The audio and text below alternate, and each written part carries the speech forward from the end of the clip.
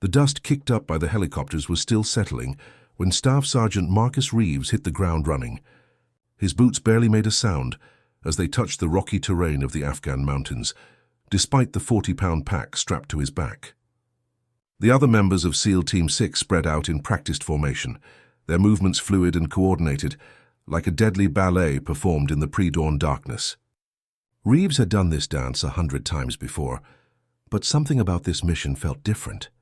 The intelligence reports had been too clean, too convenient. In his 12 years of special operations, he had learned to trust his gut above all else, and right now his gut was screaming that they were walking into something nasty.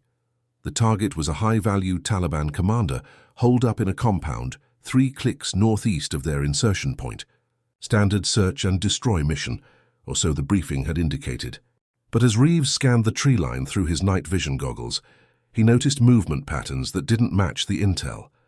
Too many heat signatures, too organized, too ready. The enemy wasn't sleeping. They were waiting. Lieutenant Commander Jackson, the team leader, signaled for radio silence as they began their approach. Reeves fell into step behind him, his customized M4 carbine held at the ready.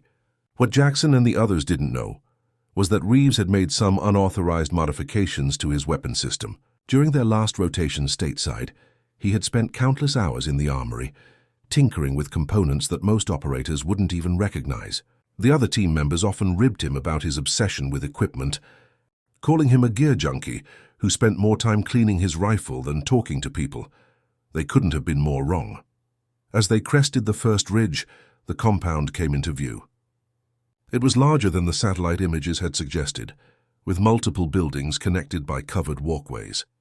Defensive positions were clearly established at key choke points, and Reeves could make out at least 6 sentries through his scope. This wasn't some ragtag group of insurgents. This was a well-prepared fighting force that knew they were coming. Jackson raised his fist, signaling the team to halt. Through hand signals, he communicated the new plan. They would split into 2 teams, with Alpha Team taking the front entrance, while Bravo Team circled around to the rear. Standard procedure for a hardened target. Reeves found himself assigned to Bravo Team, along with Petty Officers Martinez and Thompson. As they began their flanking maneuver, Reeves couldn't shake the feeling that they were being herded like cattle toward a slaughterhouse. The first indication that things had gone sideways came as a muzzle flash from the eastern ridge. The crack of the rifle shot echoed across the valley, followed immediately by Martinez dropping to one knee, clutching his shoulder. Blood seeped between his fingers as he tried to maintain his grip on his weapon. Before anyone could react, the night exploded into chaos. Machine gun fire erupted from multiple positions, creating intersecting fields of fire that turned their planned infiltration route into a killing field. Thompson dove behind a boulder, his radio crackling with urgent transmissions from Alpha Team. They were taking heavy casualties and requesting immediate support. But Bravo Team was pinned down, unable to move forward or retreat without exposing themselves to the devastating crossfire. The Taliban had turned the terrain itself into a weapon, using the natural rock formations to create an inescapable trap. Reeves pressed himself against an outcropping of granite, his mind racing through tactical options. The enemy had positioned themselves perfectly, with overlapping fields of fire that covered every possible approach to the compound. Worse yet, they had night vision capabilities, negating one of the SEAL's primary advantages. This wasn't just an ambush. It was a masterfully orchestrated killing ground, designed specifically to eliminate special operations forces. Martinez was losing blood fast, his face growing pale in the green glow of Reeves's night vision. Thompson was trying to establish communication with the quick reaction force, but the radio chatter indicated they were still 20 minutes out. 20 minutes might as well have been 20 hours given their current situation. The machine gun fire was getting closer, and Reeves could hear the distinct sound of enemy fighters moving to flank their position. That's when Jackson's voice crackled through the radio with words that chilled every operator's blood. Broken arrow. I say again, broken arrow. The code phrase indicated that a special operations unit was in danger of being overrun and needed immediate assistance. It was a call that no SEAL ever wanted to make, and hearing it meant that Alpha Team was in serious trouble. Reeves looked at his weapon, then at his trapped teammates. Then back at the compound, where muzzle flashes continued to light up the darkness like deadly fireflies. The other operators had always questioned his modifications, had wondered why he spent so much time and effort on equipment that seemed to work just fine in its standard configuration. Martinez had once joked that Reeves treated his rifle like a Swiss watch, constantly adjusting and fine-tuning components that didn't need adjustment. The irony wasn't lost on him that Martinez might now owe his life to those very modifications. The Taliban fighters were getting bolder, their fire becoming more accurate as they zeroed in on the SEALs' position. Rounds sparked off the rocks around them, sending granite fragments flying like shrapnel. Thompson had managed to establish communication with the orbiting AC-130 gunship, but the enemy was too close to their position for effective close air support. Any ordnance accurate enough to hit the Taliban positions would likely take out the SEALs as well. Reeves made his decision. While Thompson continued trying to coordinate air support and Martinez applied pressure to his wound, Reeves began setting up his rifle in a way that would have seemed impossible to any observer. The modifications he had made weren't just about accuracy or rate of fire. They were about transforming a standard infantry weapon into something far more specialized and deadly. The bipod he deployed wasn't standard issue. Neither was the barrel assembly he had been carrying in sections throughout the mission. As he quickly assembled components that had been disguised as standard gear, his rifle began to take on a very different appearance. The other SEALs watched in amazement as Reeves transformed his M4 into what appeared to be a completely different weapon system. What they were witnessing was the result of months of planning and preparation. Reeves had anticipated that their unit might eventually face a situation where standard small arms wouldn't be sufficient. He had studied after-action reports from dozens of special operations missions, looking for patterns in enemy tactics and friendly casualties. Time and time again, he had seen highly trained operators defeated not by superior enemy skill, but by superior enemy positioning and equipment. The Taliban machine gun positions were expertly placed, but they had one critical weakness that Reeves had identified within minutes of the ambush beginning. They were positioned to defend against a standard infantry assault, not against precision fire from an unconventional weapons system. The enemy gunners felt safe behind their reinforced positions, confident that the trapped SEALs lacked the firepower to engage them effectively at range. They were about to learn how wrong they were. As Reeves completed his preparations, the sound of the firefight continued to rage around them. Alpha Team's situation was deteriorating rapidly, with casualties mounting and ammunition running low. The quick reaction force was still 15 minutes out, and the AC-130 was unable to provide effective support due to the proximity of friendly forces to enemy positions. Standard military doctrine would suggest that the SEALs' only option was to hunker down and wait for reinforcements, but Marcus Reeves had never been particularly interested in standard doctrine.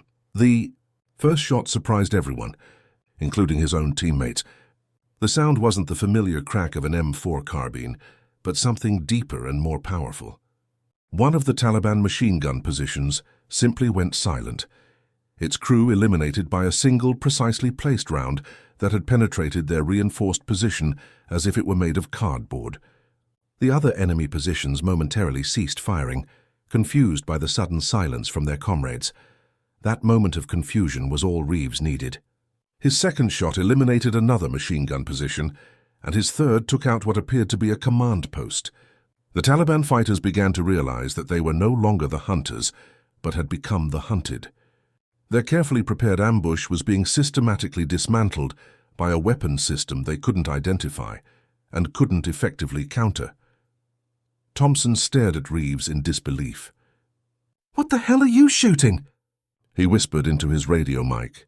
The answer would have required a detailed explanation of ballistics, metallurgy, and weapons engineering that wasn't appropriate for a firefight. Suffice it to say that Reeves had spent considerable time and resources developing a capability that didn't officially exist in any military inventory. Martinez, despite his wound, managed a weak smile. "Told you guys he knew what he was doing with that rifle," he mumbled through gritted teeth. The bleeding had slowed, and his color was improving slightly.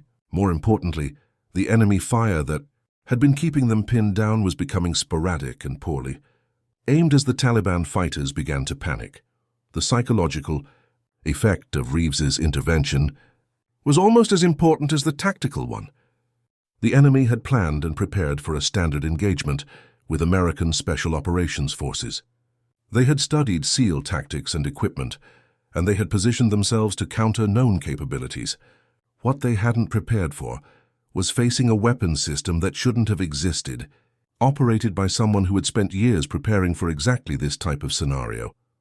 Jackson's voice came through the radio with a tone of amazement that was rare for the seasoned SEAL commander. "Bravo team, I don't know what you're doing over there, but keep doing it.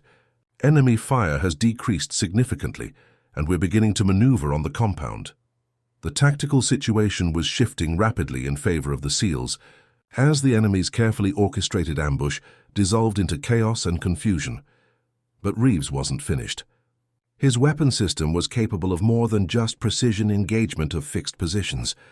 As Taliban fighters began to reposition in response to the threat, he began tracking and engaging individual targets with a speed and accuracy that defied belief.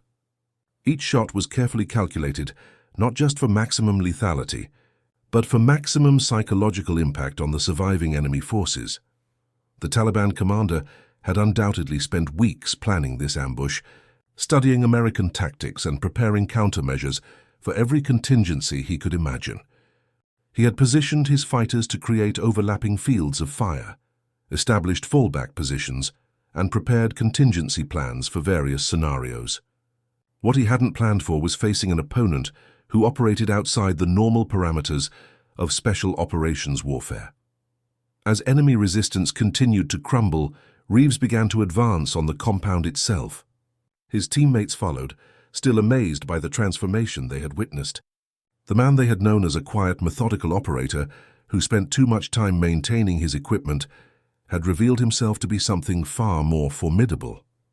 Thompson found himself wondering what other capabilities Reeves might be hiding, and whether the other members of their unit might have similar surprises in store.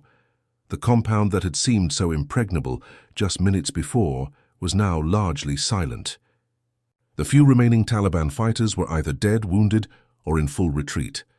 The mission that had appeared to be heading toward disaster had been salvaged by the unconventional thinking and preparation of a single operator who had refused to accept the limitations of standard equipment and tactics.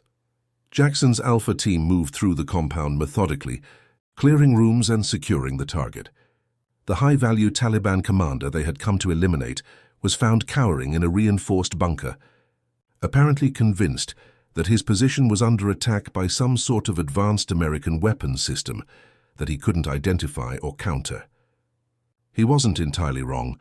As the teams regrouped and prepared for extraction, Jackson approached Reeves with questions that every operator was thinking but hesitant to ask. The rifle that Reeves was carefully disassembling and packing away looked like standard equipment again, but everyone had seen what it was capable of when properly configured. The implications were staggering, both for their unit's capabilities and for Reeves' apparent disregard for official procurement channels. Martinez, his wound properly treated by the team medic, was the first to voice what everyone was thinking. "So you want to explain what just happened back there?" he asked, gesturing toward the now quiet enemy positions. "Because that sure as hell wasn't a standard M4 putting out that kind of precision fire at those ranges." Reeves finished packing his gear before responding. When he finally spoke, his tone was matter-of-fact, almost casual. "Sometimes the standard solution isn't the right solution," he said simply. "I spent some time figuring out what the right solution might look like for situations like this. Turns out it looks a lot like what you just saw. The extraction helicopters were inbound, their rotors already audible in the distance. The mission that had started as a potential disaster was ending as a complete success, with the target eliminated and minimal friendly casualties. But the real story wasn't the mission's success. It was the revelation that one of their teammates had been quietly preparing for contingencies that no one else had even considered. As they loaded into the helicopters for the flight back to base, Thompson couldn't help but wonder how many other operators might be carrying capabilities that weren't reflected in their official equipment manifests. The special operations community was full of creative problem solvers who weren't always constrained by official procurement procedures. But what Reeves had demonstrated went far beyond typical field modifications. Jackson made a mental note to have a detailed conversation with Reeves once they returned to base. The capabilities that had been demonstrated tonight could potentially be valuable for the entire unit, but they also raised questions about oversight and standardization that would need to be addressed. For now, though, he was just grateful that one of his operators had possessed the foresight and initiative to prepare for a scenario that could have ended very differently. The flight back to base gave everyone time to process what had happened. Martinez's wound would require some recovery time, but he would make a full recovery. The mission objectives had been achieved with minimal casualties and maximum effect on enemy morale in the region. Most importantly, a situation that could have resulted in the loss of an entire SEAL team had been resolved through unconventional thinking and superior preparation. As the helicopters touched down at their forward operating base, Reeves was already thinking about the next mission, the next challenge, and the next opportunity to push the boundaries of what was possible with careful preparation and creative problem-solving. The other operators were thinking about the man they thought they knew and wondering what other surprises he might have in store for future operations. The debriefing would take hours, and the after-action report would probably raise more questions than it answered. But for now, Marcus Reeves was content to clean and maintain his equipment, knowing that his preparation and attention to detail had once again made the difference between mission success and catastrophic failure. The other operators might joke about his obsession with gear, but tonight had proven that obsession could be the difference between life and death in the unforgiving world of special operations.